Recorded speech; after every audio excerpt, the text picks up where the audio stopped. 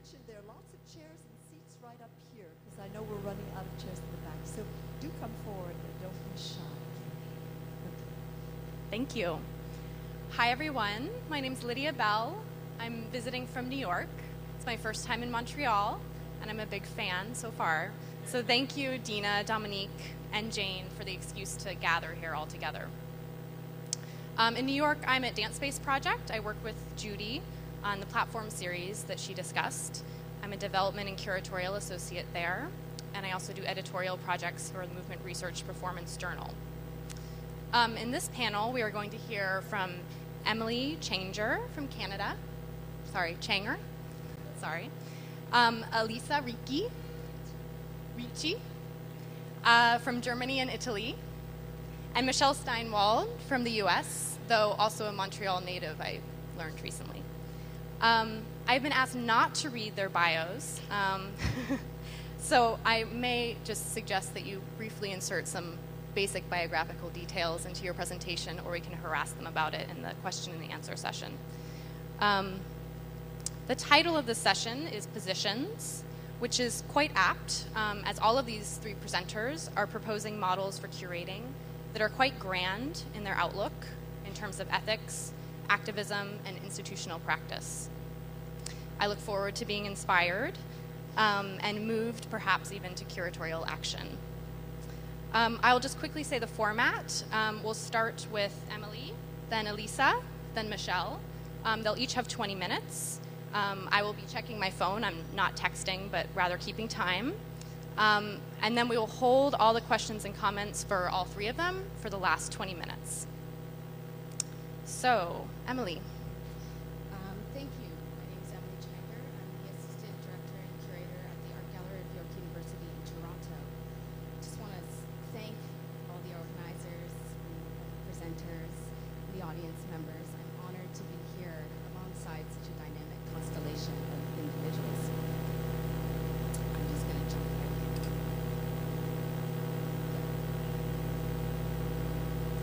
If every molecule in our body is made of dying stars, new constellations are in constant formation. New clusters of individuals affected by positions in relation to other reborn stars appear every day. The unprecedented union of our bodies and movement across time and space can influence events yet to happen and bring new forms into the world. That is, if we're charged with the right kind of energy. Ideas, after all, thrive in the motion of in-between things. The movement of the in-between can cause seepages that dismantle the structures once set in place to limit the flow. For me, this notion of an in-between movement opening up new possibilities in static structures, for instance the Art Institution, to name just one, toward the promise of a not yet fixed future is a productively destabilizing position through which to envision what might constitute a choreographic methodology of the curatorial. For me, the choreographic is the practice of movement. To choreograph is to orchestrate the conditions that allow bodies to move unencumbered through time and space, and, depending on the score, to arrange or direct the conditions of that movement to produce a desired effect. A choreographic curatorial practice, then, is a practice in movement that has the potential to seamlessly evolve aesthetic frameworks into social encounters. It is a dialogical practice that is brought about through sustained relationships created through collaborative working networks that set in motion relations between different people, ideas, and spaces, where the brokering of divergent viewpoints, perspectives, and forms of artistic production is a central part of the curatorial work undertaken. It is in these volatile spaces in between relational moments that a choreography of the curatorial is set in motion. To choreograph the curatorial is to mobilize those elements that encircle what has traditionally been considered the work of curators. But here, the putting together, the presentation of, the ephemeral moment, the spatial situatedness, and especially the thinking through connections made by accidents are interstices. For me, they are a means, but not a curatorial ends. My own curatorial research over the past decade has taken place in close collaboration with artists, using residency-style situations that often blur binary or hierarchical distinctions between artist and curator, audience and participant, and contemporary art and pedagogy. I'm interested in the ways in which non-artists can be active participants in the production of artwork, as well as be catalysts for defining new possibilities and references for aesthetics through the creation of performative and participatory situations. Rather than making authoritative statements about themes, concepts, or art, my projects are often long-term, complex creations that result from intense working relationships with other people, whereby the very process of making the project performs the ideas contained within it. That is, I learn from each unique situation and choreograph my curatorial approach from there. For me, the resulting form a project might take is, by necessity, always connected to a set of interrelated activities that precede it. Today I want to put forth a kind of curatorial practice that requires one's own movement.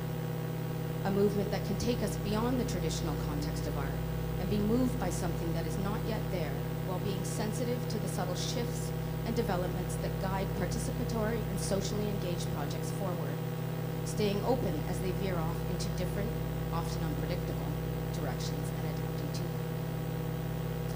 Take, for example, a 3-year project I orchestrated with Panamanian artist Humberto Velez for the Art Gallery of York University, the HUYU, entitled The Awakening, or Gigo Goshaman in Ojibwe.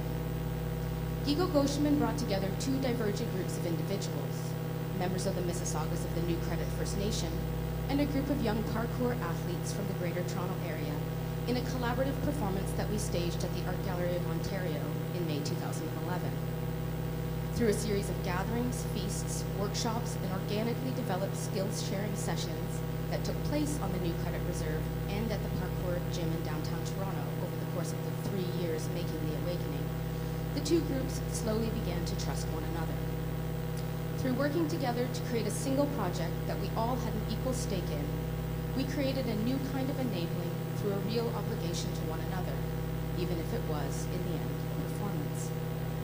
The many issues and obstacles that arose between the 2 groups, as well as between them and the institution, the real work of working through this project, as well as the many negotiations, challenges, and barriers we crossed together along the way, were often the moments where new ideas emerged or became instances that allowed for a meaningful exchange to happen.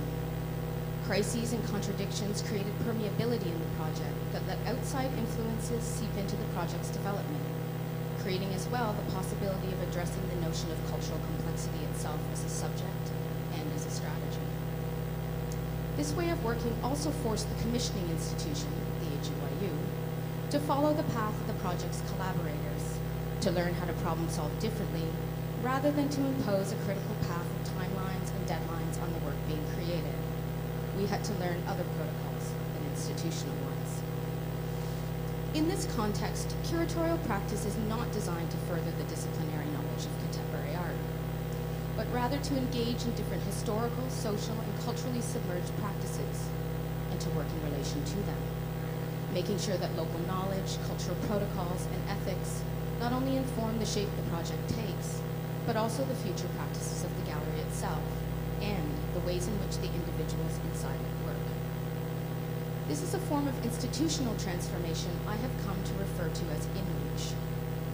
By incorporating different kinds of cultural and aesthetic influences, different forms of social organization and economies, and differing cultural contexts and forms of expression into the art institution as a curatorial methodology, in-reach, which of course is positioned as the opposite movement of traditional top-down practices of gallery outreach, is designed to transform the very nature and function of the institution from within, or from the bottom up.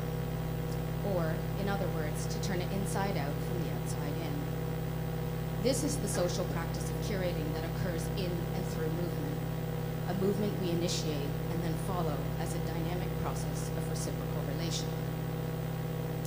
Responding to the specific needs of individual artists and learning from the individuals and groups with whom I've worked, and quite often with whom I continue to work, in particular those not considered part of the so-called art frame, for instance, begins first and foremost by changing the way in which the institution functions in relation to its programming, its so-called disciplinary management.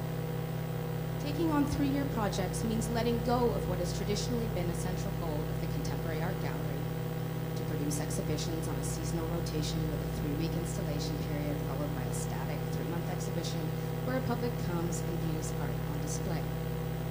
Incorporating new methodologies into the institution itself in order to change it from within takes time and trust, and the commitment of the gallery staff, granting bodies, and administration, the so-called institution, as well as the individuals and groups we seek to engage in the process of this transformation, the so-called community, hoping that those same individuals and groups will continue to engage the institution in the future, only now on their terms and without binary opposition to or with one another.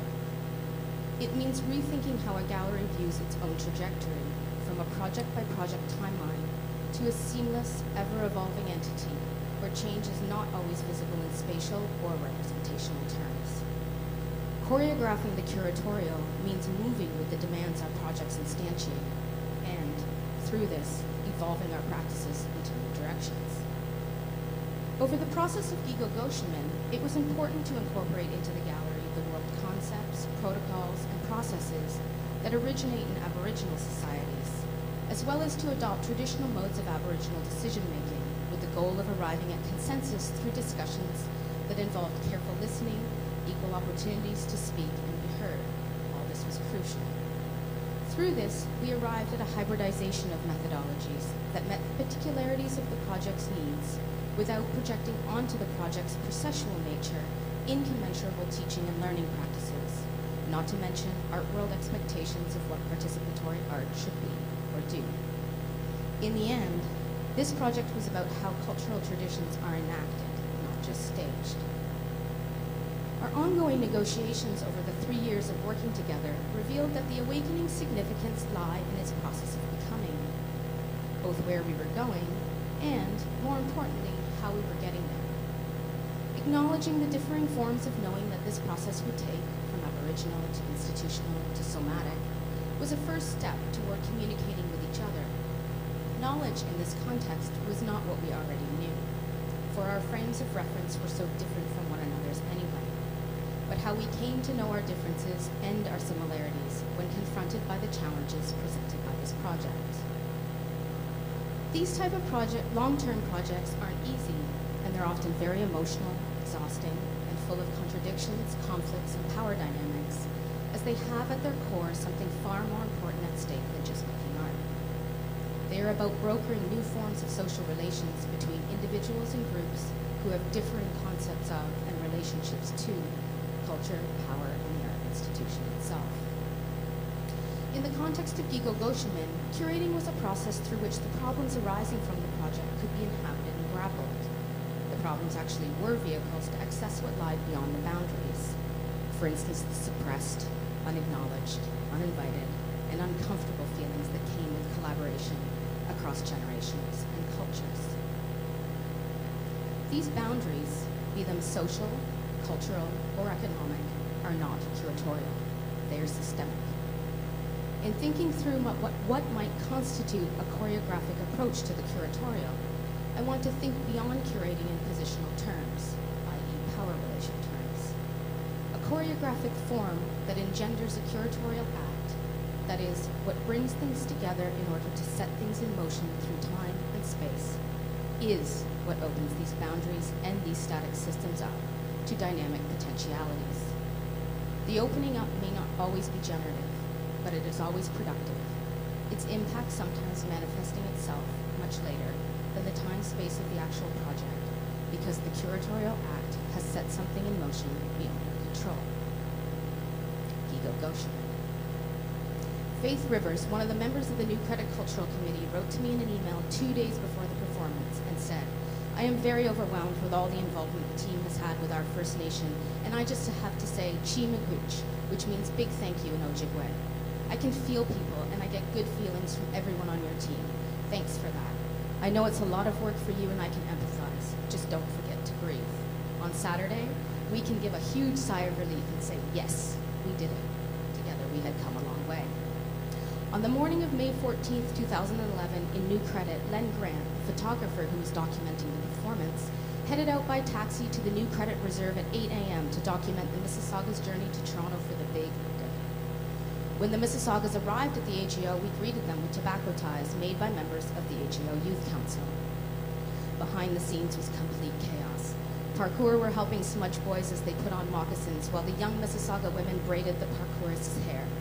Some of the elders were sewing and stitching, putting the final touches on the banner that had been made specifically for the awakening. Around Walker Court, friends, family, and complete strangers gathered by the hundreds in anticipation of Toronto's ceremony. The performance began with a procession outside and a simultaneous preparation of the altar inside Walker Court. At the front doors of the AGO, the gathering of 50-plus Mississaugas, Tecumseh family members, the 2 youth council, First Nation elders, gallery staff, and young parkour athletes certainly was surreal. Curious onlookers took photographs of this unlikely charged political image of contemporary Canada coming together in new association. Inside, an Aboriginal elder in full regalia lighting a smudge pot, smoke rising upward in the Walker Court, the smell of sweetgrass filling the galleries, was an equally uncommon sensory and olfactory experience that disrupted the usual serenity of the AGO. Following the fire spirit dancer, the chief of the Mississaugas carried the Sacred Eagle staff, followed by a representative from each of the youth councils carrying our banner. The parkour, youth councils, Tecumseh family members, Mississauga dancers, and drummers maneuvered their way through the hall that snakes its way through the AGO lobby toward the Walker Court. With all the performers settled in position, a magical silence filled the space. Philip Cote, the master of ceremonies, his voice echoing through the galleries surrounding Walker Court, announced, "My people will sleep for 100 years, but when they awake, it will be the artists who give them their spirit back." This ceremony is our call to a new time, a time of understanding, respect, tolerance, unity, and imagination. We would like to light a new fire for the future, invoking the spirits of our ancestors. Halfway through the performance, the audience was called upon to help the Aboriginals reach out to the spirits. The entire room in unison repeated the word awakening 4 times in Ojibwe, the Mississauga's mother tongue. Gigo Goshaman, Gigo Goshaman, Gigo Goshaman, Gigo Goshaman. Perched atop Frank Gary's massive snaking spiral staircase that towers over the Walker Court, parkourists Dan, Sean, and Jerome catwalked up and down the wide ledges of the staircase, their movements becoming more frantic as energy built toward a climactic peak. The time had arrived. The eagle descended in one fell swoop from the staircase and joined the Mississauga dancers and the rest of the parkour in celebration. The spirits had heard our call. Elder Gary Sue thanked the parkour spirits by offering them tobacco. The spirits danced alongside the fire spirits, and then the fancy dancer and grass dancer entered the circle to join in the celebration. After the performance, Elder Gary Sue explained what the parkour's role meant to him. They typified the spirits that are around us in our everyday lives, but people don't pay attention to them. So by calling to them, they appeared in full focus. We are calling on the rest of humanity to come awake because that time is here.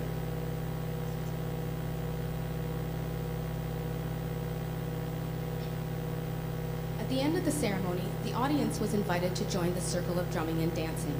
Everyone poured into Walker Court, almost trampling one another in their enthusiasm to participate in this unique celebration. Aboriginal youth taught strangers to powwow dance. Other parkour in the audience backflipped off the high ledges. About 15 minutes over a loudspeaker, AGO staff asked everyone to leave. But no one left. All the participants were so proud. Everyone was crying. The awakening had struck an important emotional chord with Torontonians. It reminded them again of who we are as Canadians, a mix of so many different people, places, and traditions that are present across time, as is marked by our current historical moment. Full of people from all different cultural backgrounds, ages, and abilities, dancing, drumming, and singing together that day, the spirit in Walker Court would never be the same. Before the Mississaugas boarded the bus to return to New Credit, one of the young Mississaugas gave Umberto a sacred eagle feather, the highest honor one can receive from First Nations. The awakening had been for the people, not the institutions. For the parkour, the art institution was no longer a nameless, faceless entity that was off limits. On behalf of all urban youth, they owned their presence that day at the official museum and felt validated by being allowed to be themselves there. It was a really good opportunity, Dan said after the performance was finished. It was a bit scary going into it, but once we got to know the Mississaugas, it was super positive. We have built a really good bond between us. It really opened my eyes about other people. When we first began, Umberto kept calling us artists, which I didn't understand until right now. 2 days after the performance, Dan text messaged me to say, the parkour group got together yesterday, and I just wanted to say that we already missed the project a lot. He's 60. Texts. A lot.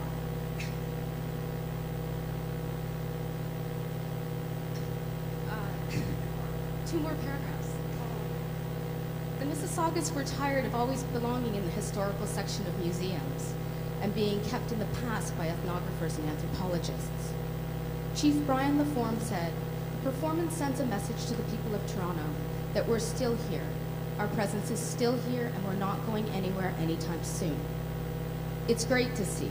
You can feel the energy here. The place has been transformed by us. End quote. Indeed, it was a historic event for everyone who attended that day, whether participant or audience, maybe even for the AGO.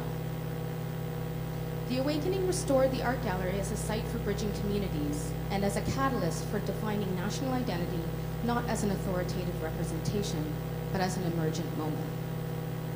The Awakening was not only about the effective possibilities of participatory art, however, nor was it solely about the participants' experience during the process or the audience reaction at the performance.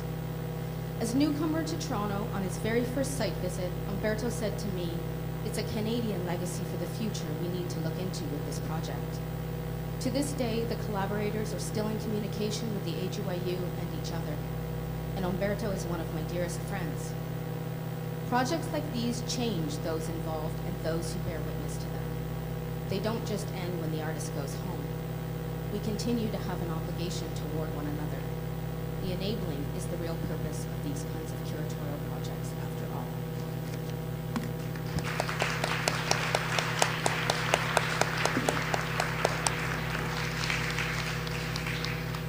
Thank you so much, Emily.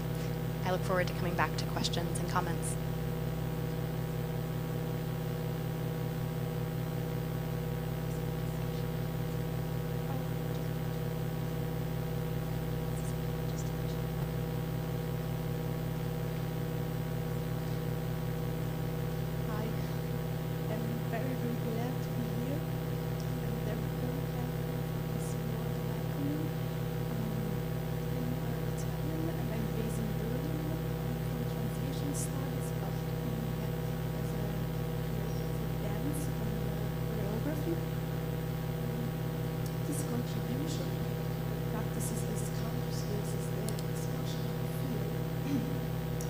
Based on 2 years of a broad spectrum field research for my MA thesis, curatorial approaches dance choreography at the Master of Dance Studies at Free University in Berlin. My research focused on a period of time between end of the 90s and today. I examined practices taking place in Italy and the international Berlin-based scene, where I am active as an independent curator. While maintaining my focus in these 2 places, I continued to seek perspective by studying European as well as global examples. I gathered information through interviews, press articles, flyers, and websites, and through, of course, partaking in projects, festivals, and formats of any kind as audience or actor. I outlined common features and tendencies among the case studies with the aim of envisioning the practice. In the chosen period of time, the term curator, in English, curating and curatorial, were increasingly used in the field of performing arts in international English, but also in German language instead, or as well as terms like producer, festival director, artistic director, eventually dramaturg. This might seem a mere terminological issue, although I would argue the tasks, desires, needs, and expectations of artists, choreographers, cultural operators in the field of dance and choreography and audiences were changing. I would argue that the need to borrow a term from the visual arts reflected subsequent experimental approaches toward festival formats and a redefinition of professional fields. At first, I would like to outline two Berlin-based festivals where the above-mentioned transposition of terms from the visual to the performing arts heralded experimentation and change. The first example is the Performing Arts Festival in Transit, which you might have heard about, which took place biannually from 2002 to 2011 at the House of the World Culture in Berlin. At the outset of the festival, the founders, curator and author Johannes Odenthal and artist curator Onkin Sen publicly stated their intention to break the classical showcase format of the festival to integrate lectures, concerts, and creative laboratory process into the festival structure. I think the extremely transdisciplinary edition curated by author-curator André Lepecki in 2009 and 2010 are particularly interesting for my point. For example, with the help of dramaturg Silke Backe and artist Maria José Ariona, he managed to smuggle a white cube into the spatial core of the festival. He transformed the space and time of the festival into a rhizome-like web of performative, dialogical, relational, visual, and creative spaces involving artists, scholars, students, and the audience. At In Transit, the term curator was used as of the first edition to define a position that had been heretofore called festival director or artistic director. The choice of term is obviously connected with the need to introduce a process-oriented vision, to assume a more creative role, to bridge or facilitate the dialogue between various disciplines, as Onkin Sen explains. The House of the World Culture in Berlin is surely a very fertile terrain for a transdisciplinary transposition of terms, since the visual and performing arts departments share spaces, projects, and concepts. In Transit, one of the first performing art contexts in German-speaking countries to adopt the term curator, initiated a questioning approach toward the festival format. The second Berlin-based case study that I would like to outline is Tanznacht Berlin, a biannual format which started in 2000 as a one-night gala showcase for the presentation of excerpts from the works of Berlin-based choreographers to cultural operator and general public. We could say a kind of an art fair. In 2004, however, a four-day festival format called Tanzmeer in Berlin altered the gala show night while presenting entire works instead of excerpts.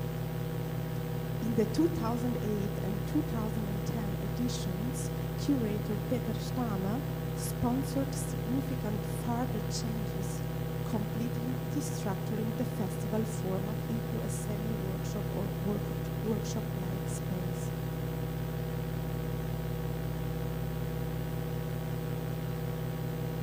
In 2008, at Tanznacht, beside the presentation of choreographic pieces as in the tradition of Tanznacht, concerts, films, and lectures were performed. Participative formats involving the public were introduced.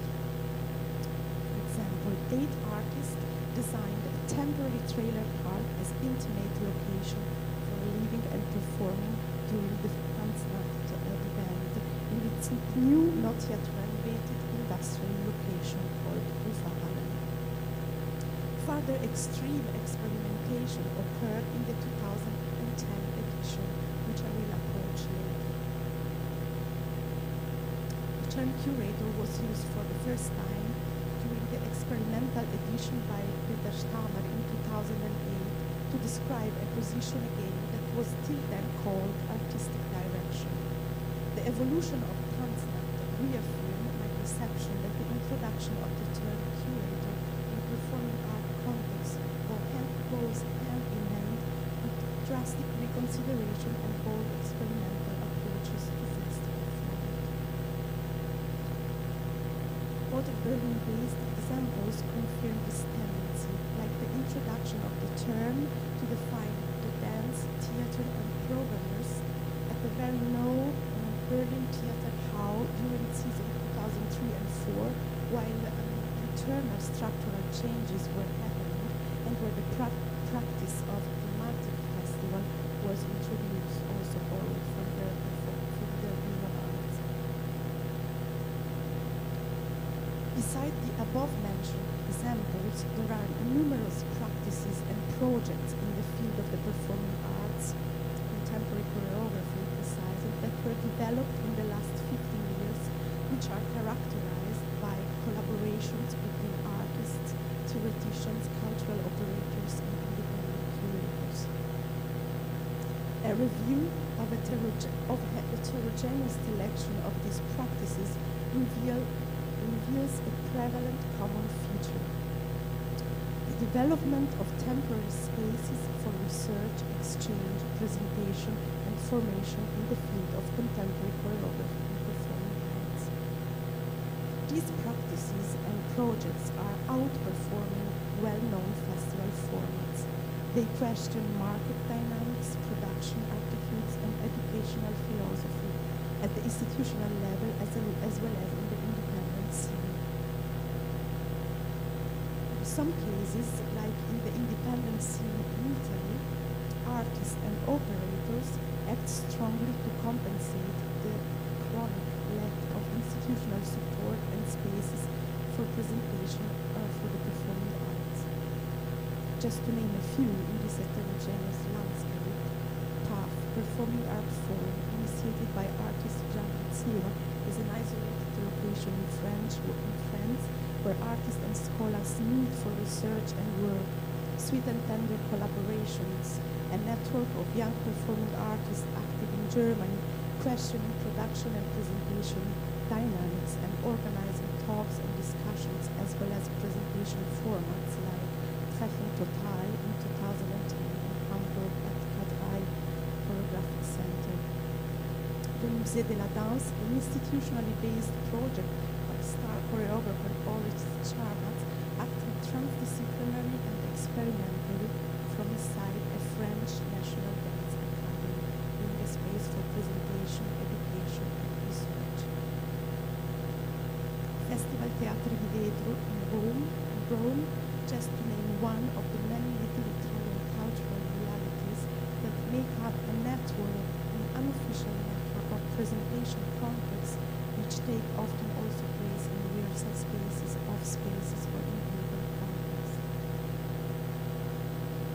These projects and practices carried definitely curatorial features while taking place on an organizational, conceptual, thematic, spatial, relational, negotiating, and administrative level. The makers of these practices and format, though, often do not use the term curatorial to define their work, sometimes even criticize this transposition of terms loaded with experiences from the visual arts that are very much related with the powerful and institutional role of star curators and with the conflicting superimposition of medium production at the artistic and curatorial level. These practices and projects, beside experimental festival formats, open spaces which goes beyond known structures, hierarchies, approaches, and deal with specific local conditions and difficulties. These practices represent an expanded dimension of the curatorial field, as Kate Fall writes in her contribution to the book Proportional Critical Curating by Walter Schmecker. We need to complicate the dialectics and acknowledge the diversity of practices that continue to develop around artists and their idea. We need to start thinking in terms of an expanded field of curating. The expansion of the curatorial field introduced by Gatefold is already taken farther in the theoretical approach of culture professor and theoretician Edith Rogoff, who is differentiating between curating and the curatorial, stating the possibility of letting the curatorial become, I quote, a mode of engagement in the work that cannot be anything but political, end of the quote. I'm interested to foster an expansion of the curatorial field in this direction, according to my experience in the practice. And I would like to propose for that a definition of care from the field of ethics. The word care is etymologically related to curatorial and curating through cura and curare as a later word. I quote for that philosopher Rosi Braidotti and her books Transpositions on Nomadic Ethics. Start of the quote. Care entails qualities of accountability, responsibility, competence, and responsiveness that can help construct better citizens as well as making better moral ethics. Care allows for neither neutrality nor distance and calls for self-reflection and constant reappraisals of one condition. In my language, she says, care is a situated and accountable practice. Care is the key to social accountability and responsible citizenship. 5-minute warning. 5-minute warning. No, 30 minutes. Throughout my field, the theoretic position of Rosi Braidotti and Edith Rogoff allow a definition of practices in the expanded curatorial field as politically responsible and limited in the local context. Throughout my field research, I outlined some common aspects among the analyzed case studies that confirm on a practical level these theoretical approaches. These aspects are process-oriented approaches focused on creation of dialogical and relational spaces, as well as a pronounced transdisciplinarity. These aspects allow me to affirm that the analyzed practices embody in a way the above-mentioned theoretical positions and definitions. Process-oriented practices have to deal with a strong risk of failure, with the risk of not being entertaining. They consciously include the unexpected, to say it again with Edith Rogoff. The decision for a strong process-oriented approach means the assumption of a critical position, an embodied critical position that is becoming tangible in the experience of the process. The strength of dialogical relational spaces is the same questioning and critical strengths of process-oriented spaces. Beside that, a pronounced transdisciplinarity of many analyzed practices allow again a connection with the theoretic position of Rosi Braidotti. She namely defined the transdisciplinarity as a precondition for sustainable standards. I quote, "We need to think the spaces in between and their interconnections without stopping at any one centralized concept, a nomadic style of thinking which is open to encounters with other system of thoughts or thinking environment.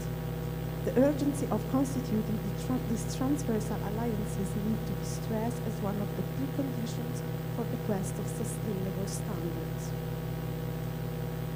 While opening critical and transdisciplinary spaces, these practices become situated and accountable and approach sustainable standards. Before coming to conclusion, I will illustrate shortly one of many concrete examples of how a curatorial practice carrying above-mentioned features become critical, sustainable, and responsible. It has been a hard choice among the very interesting projects I have been analyzing. For reason of coherence and time, I will go back to the edition 2010 of Tanzner, since I already introduced the general context. Even if doing this, I might eventually lose the chance to better represent the heterogeneity of this landscape. In an interview that I carried out with curator Peter Stamer, the curator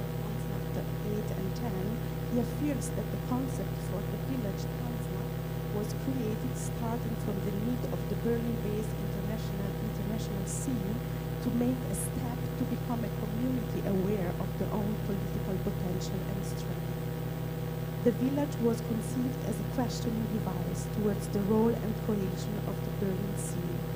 In this context, Peter Stamer chose a critical approach to deal with the responsibility and power-related task of inviting artists to festivals. He, appointed curator of Tanznacht by the responsible institutions, invited on his turn 8 Berlin-based choreographers. The 8 choreographers were on their turn invited by Stamer to invite further choreographers according to principle of shared responsibility. The result was a group of 29 artists that worked together over 5 weeks. The redistribution of the curatorial power and responsibility beyond the borders of the curatorial field among all the artists break known dynamics and transform the process of inviting in a critical instrument through a process-oriented, transdisciplinary and dialogical approach. The resulting format has been widely taking distance from the festival and showcase format as in the tradition of Tanznacht, resulting in a collective work think tank research session with 6 participative appointments with the public. It's almost done. I think it is worth to mention that Tanznacht is supported by a special state fund for the German federal capital, and that this fund very much conditions the format in the sense that a public outcome is definitely a precondition to get support. It is not a fund for work, research, or residency-like formats. The fact that the funded money was used to pay the involved artist a basic income over the 5 weeks of work and not a fee for a one-night performance presentation has required an important negotiation with the funding institution, also considering the absolute lack of funds for residency programs in Berlin. Acting this way, in my opinion, Stamer and the involved artists opened again a space of critical negotiations. Choices like these allow defining curatorial practices as spaces of critical negotiations, as spaces of political engagement with sustainable tech standards, what I like to call counter spaces. They represent a change, a break, being the field of institutional critique quite new for the performing arts, at least in Europe. Curatorial practices can, in this sense, represent a stage for rehearsing social changes. They can be seen as a preparation ritual for social changes while crossing borders, smuggling knowledge, daring new connection, and giving space to support critical position, being there for counter spaces.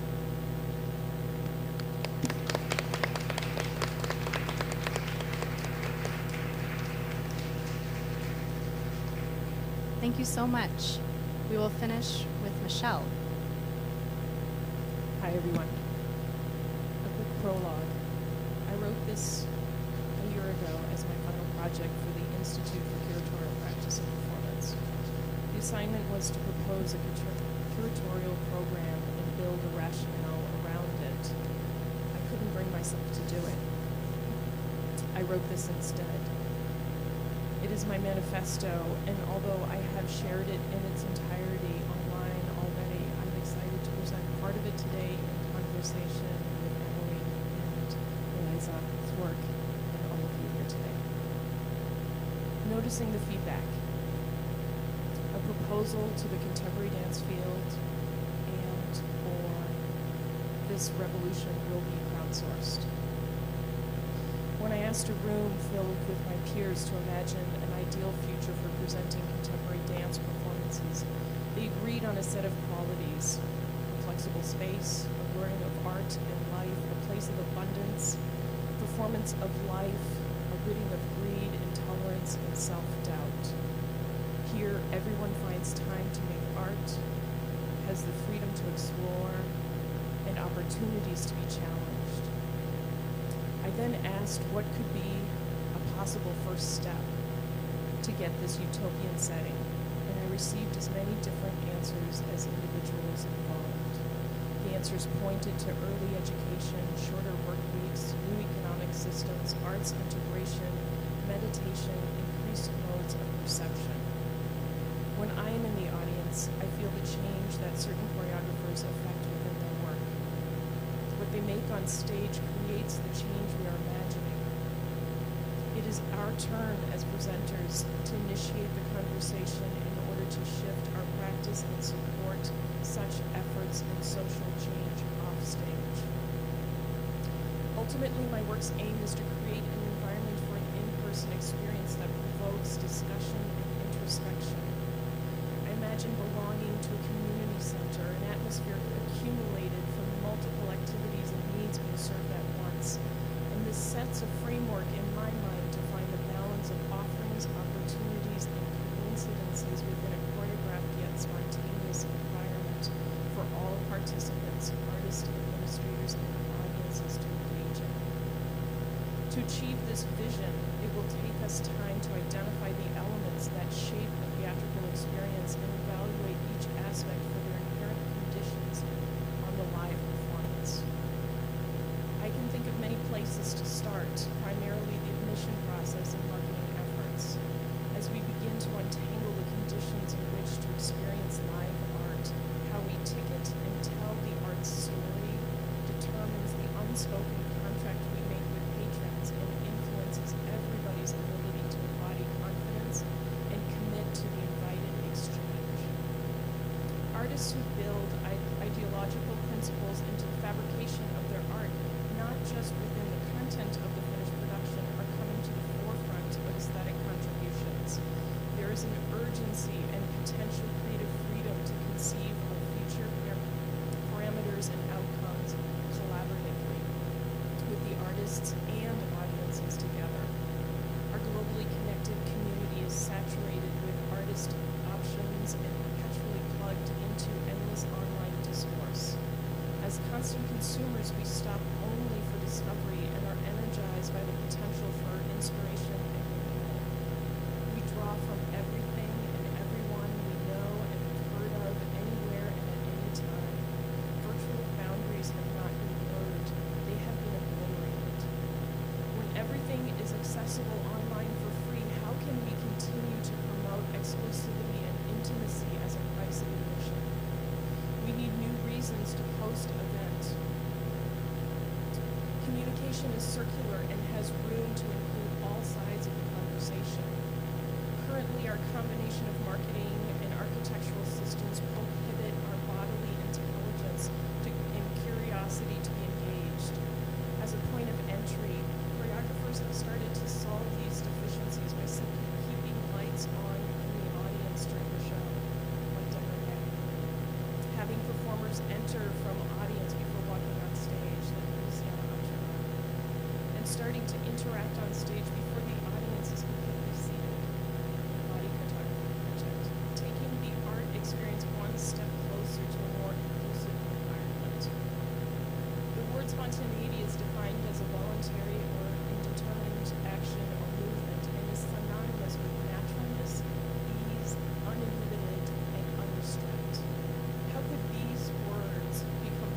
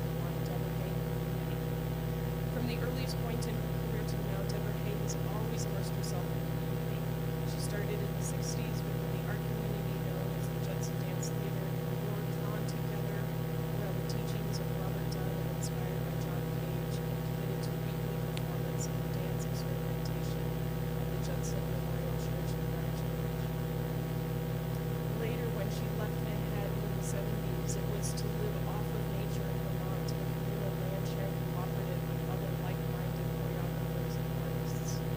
It was at that time when she began her lifelong research into the solo form. Only, in order to tour dance works and favor portion of the mills, as solos were unpopular and dance companies were expensive to maintain, she developed a system of performing her 10 circle dances, published group choreographies by being in residence in a community with nothing but herself and the choreographic instructions.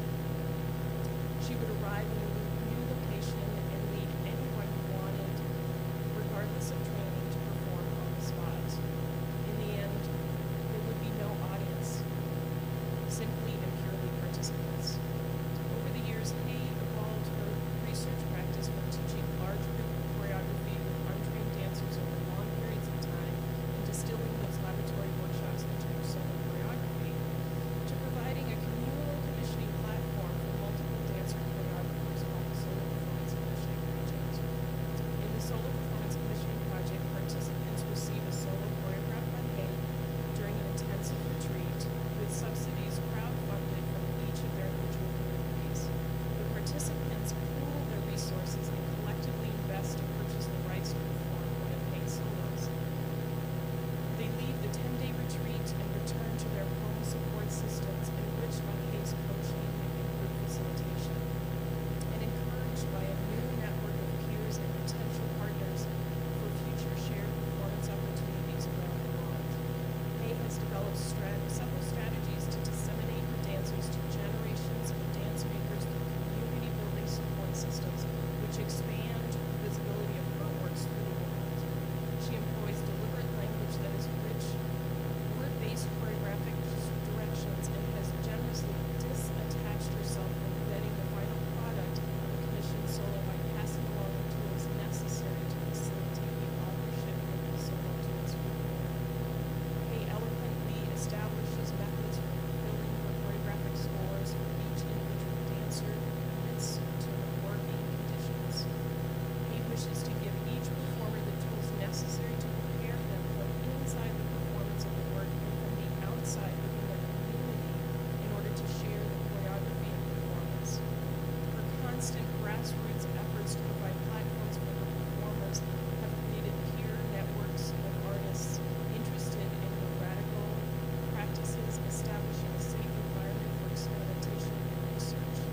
Hay's lifelong process of creating artworks and community has strong repercussions: individual empowerment, synergistic resourcefulness, liberation from subversive of main systems of dance dissemination and distribution, all embedded into every cellular region of her artistic contributions. Case study number 2, Body Photography Project in Africa.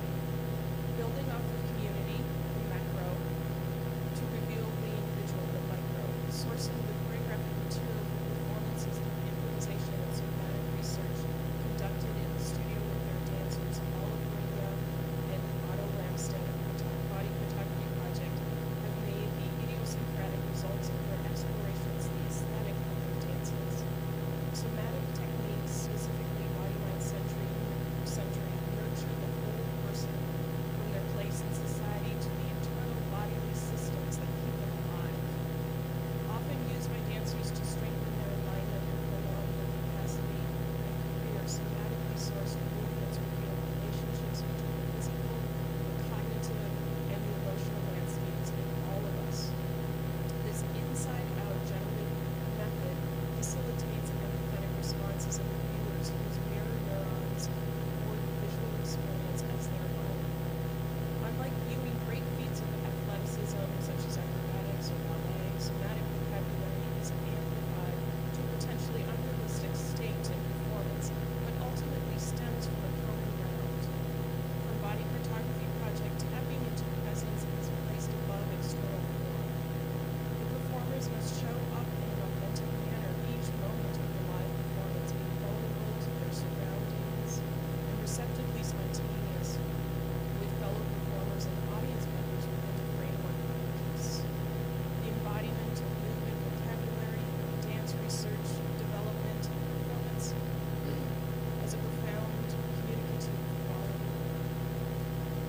using shared choreographic prompts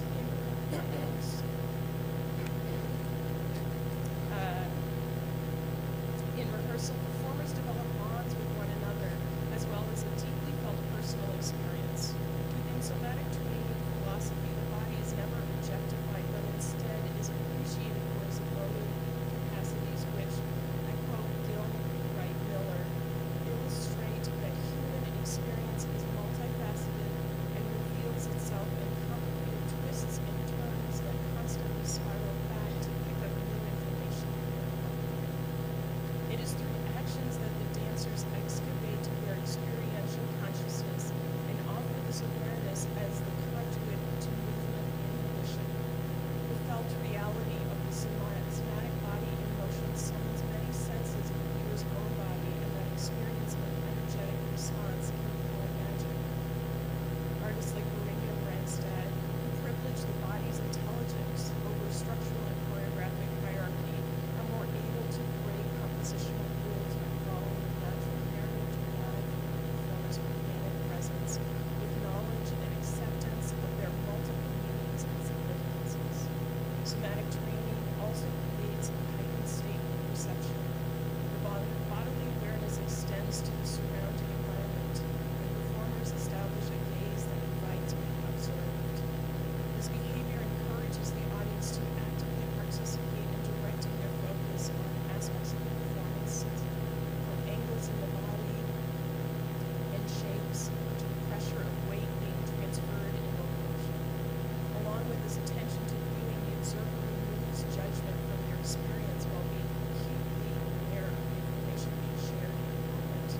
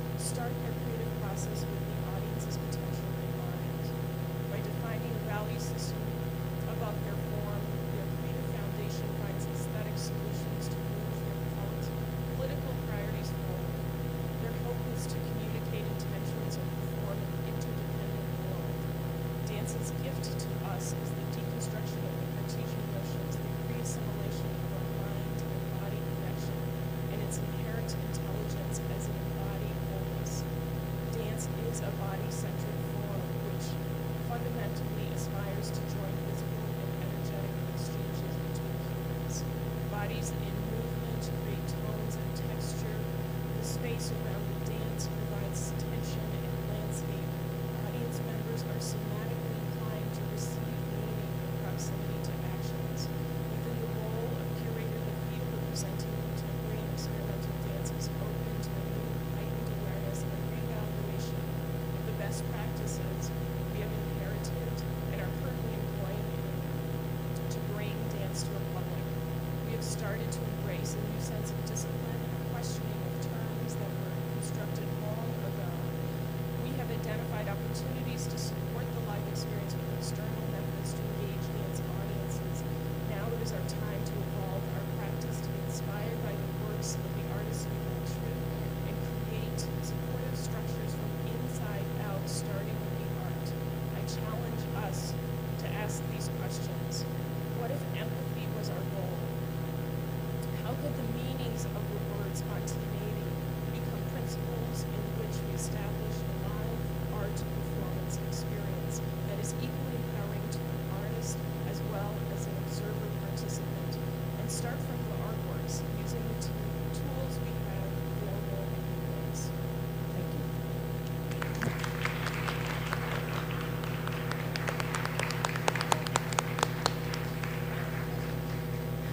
Great, so we have some time for questions and comments. I think it could be quite rich to comment on these as a group or if you have individual questions.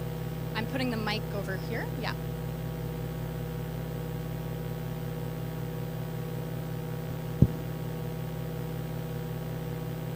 Please remember to state your name.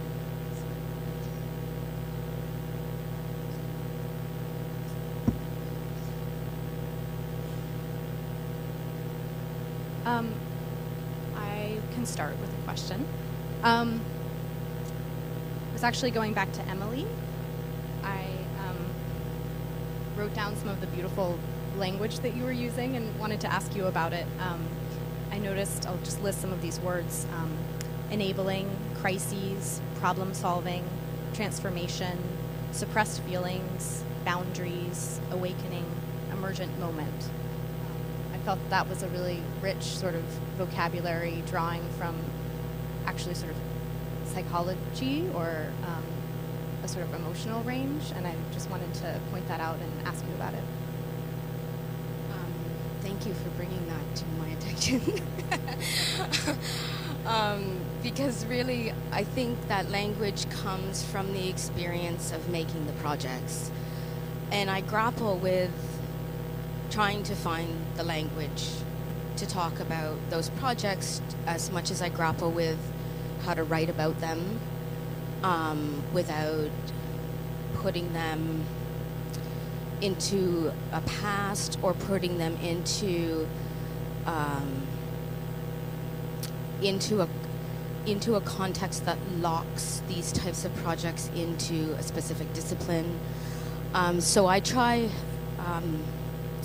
quite earnestly to adapt the language of others to bring that into the experience of writing in order to release something about these projects after the fact that they've taken place. And I mean, I grapple also not only the language to use, but like even the language of presentation. How do I sit and talk about these projects or show images of them without trying to also trying to also perform some aspect of them, because I think my curatorial practice is to perform the strategies that the artists I work with use. Thank you. Any questions or comments from the audience? Great, I'll keep talking.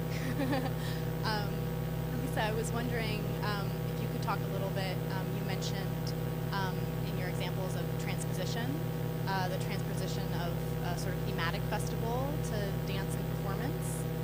And I was curious if you could elaborate a little bit more if you felt like, are there problematic aspects to that transposition?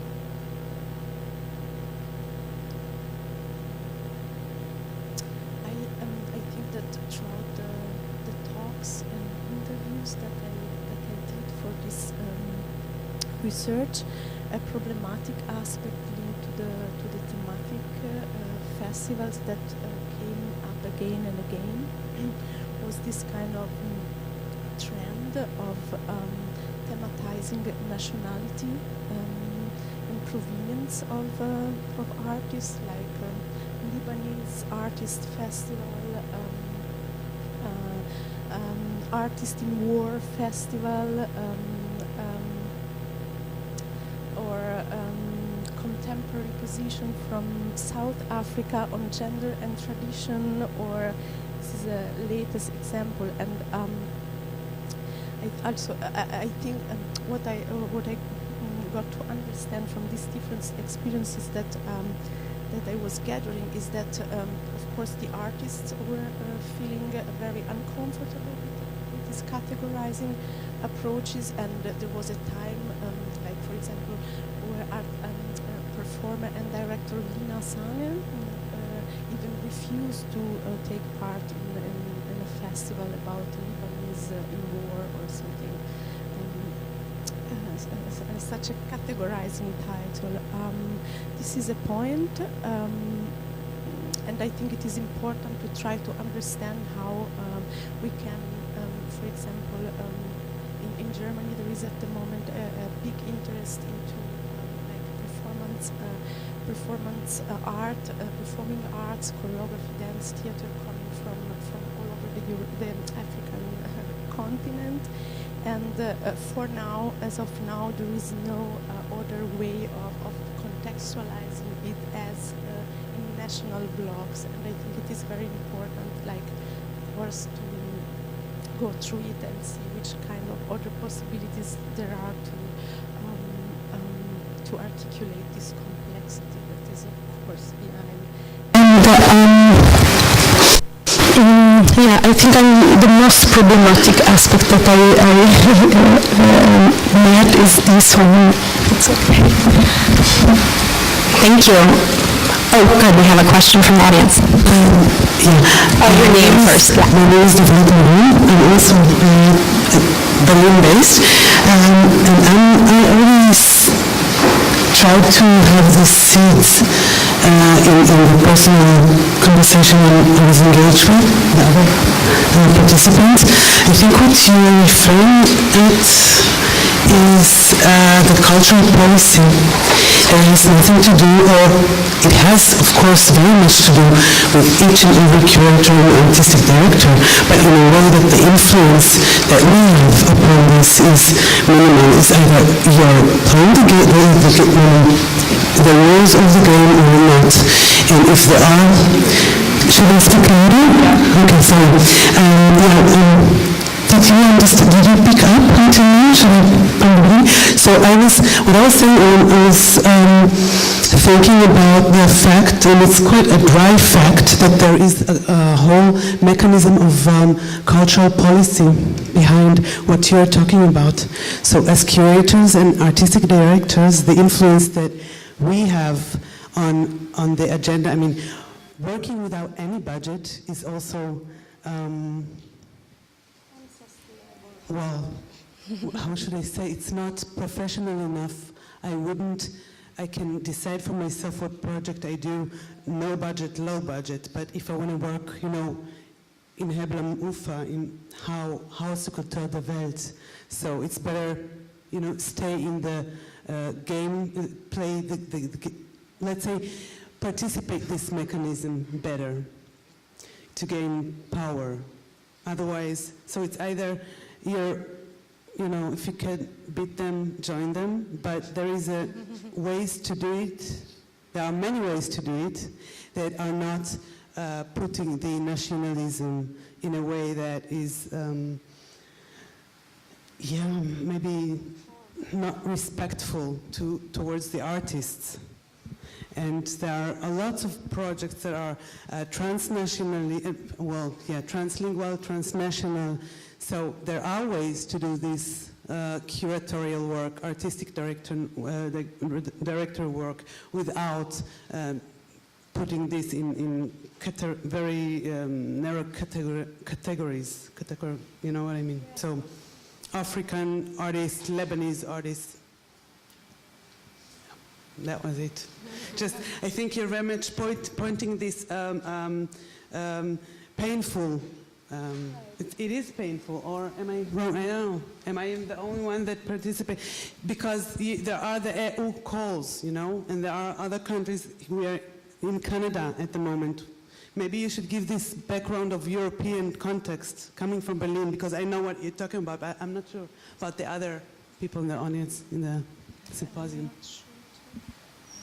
And, You understand what I'm referring to? sorry? Like Creative Europe, like the EU.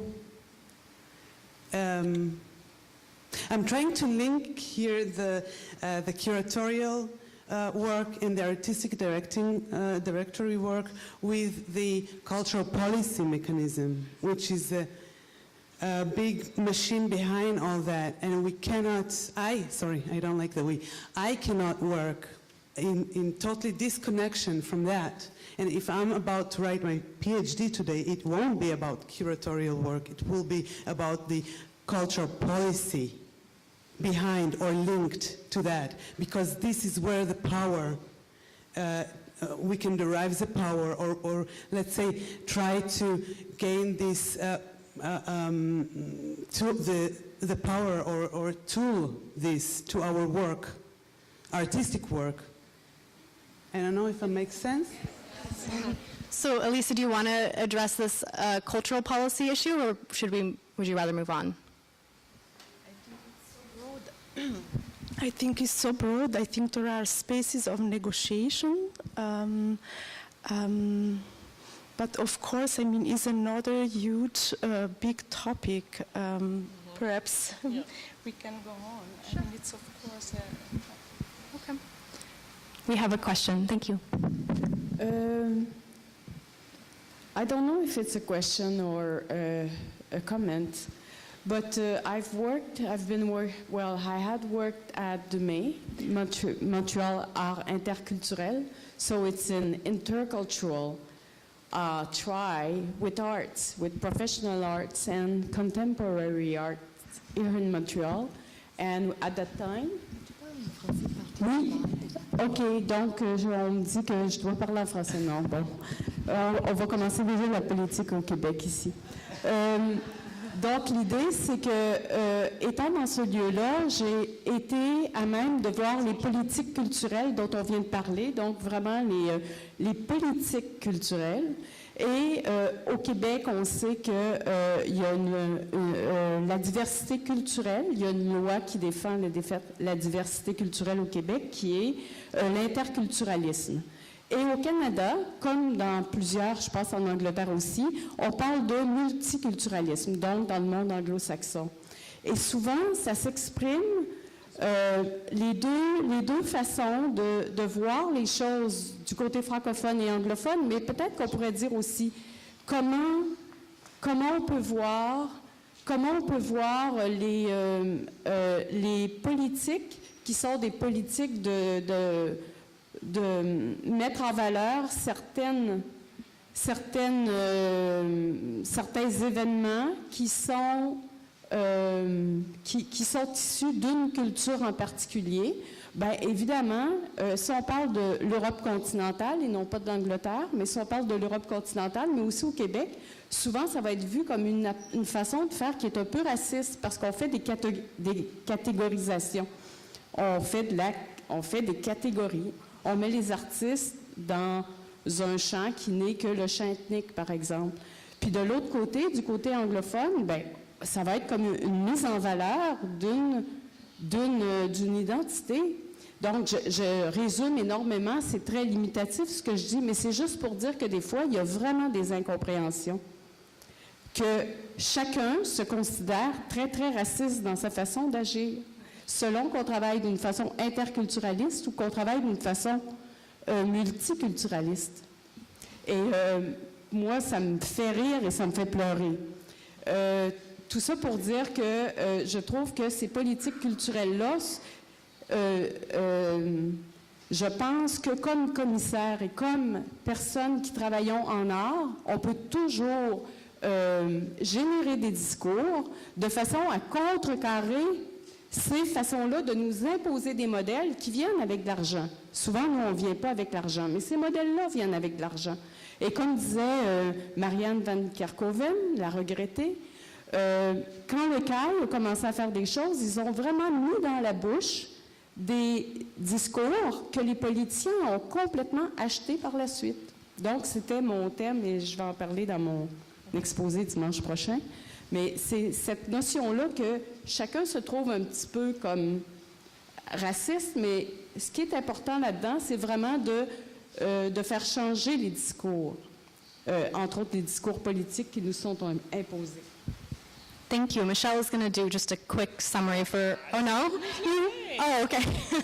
So we'll have to catch up on that simultaneous translation later. Next, yeah? I just have a really quick question, because a lot of what I'm Andrew Tay. So a lot of what I hear you guys talking about curation and the kind of expansion of practice, a lot of it seems to stem from this trying to change the power dynamic between the curator and the artist. And I'm wondering if you guys think that these kinds of new models affect positive, lasting change, or if they just create new problems or get reabsorbed back into a system of capitalism and a different kind of value that has to be readjusted, or just wanted to know your thoughts on that.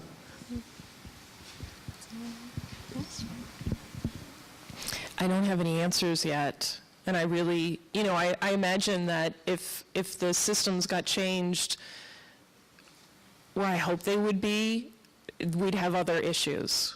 I don't think it's ever going to be utopian, but I think to imagine a utopia and start to take steps towards that is going to change the conversation, because I feel right now the conversation is based on models that we have inherited and that a lot of us have because of being self-taught and because of, coming from different angles. There's a lot that we don't talk about and don't address because we don't have enough time, insecurities and, scarcity and everything. So I think changing and having more of a generous approach and not necessarily modeling it off of visual arts or performing arts, but to take into consideration our humanity is my desire anyways.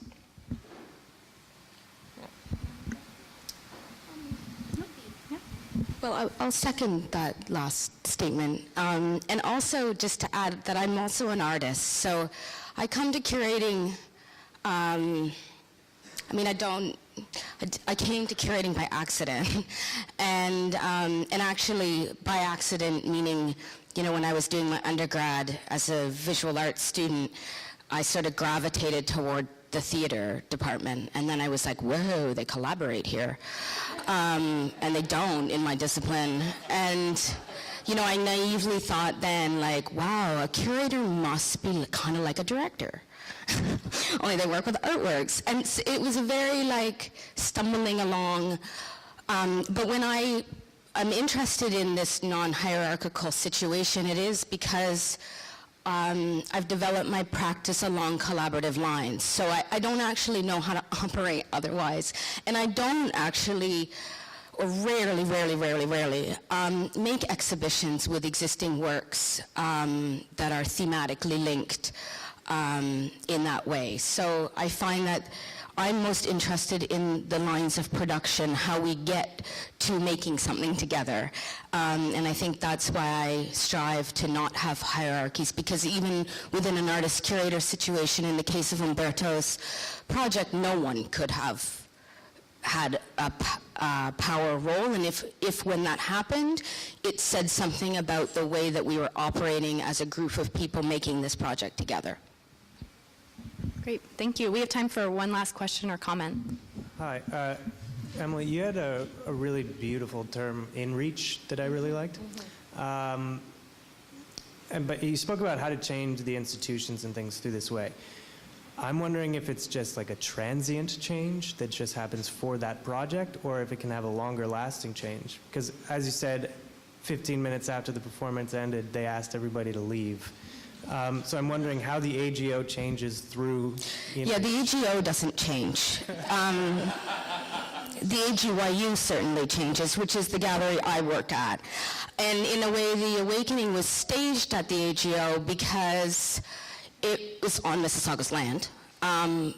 But so was the HYU. And the parkour, out of all the places in Toronto that they wanted to jump, it was off the AGO. And Umberto was like, well, what about in it? And it was, you know, the sort of symbolic center of culture and power. It became, then the AGO actually was a character, you know, alongside everyone else in the performance. But just to comment on InReach and this sort of, and I've worked at the AGYU for over a decade, so this is a long-term project. The AGYU is a long-term project of mine through these sort of notions of bringing different practices and protocols into the AGYU to change how we work inside. And I think that does change the institution. Now, a second aside to this, there's a difference between the AGO, which is a public gallery, and the AGYU, which is also a public gallery, but a university-affiliated gallery. And maybe there's a little bit more, we could be maybe a bit more nimble. So I'm not saying that these are practices that transform institutions, although I really am curious around trying to consider the art institution as a place that brings people together, creating a safe space that brings people together that can debate ideas that change systems of power. But anyway, but InReach is something I've been working on for like a decade. Good work. Great. Thank you all. Thank you all for presenting today. It was so generous and wonderful, so thank you. Thanks very much.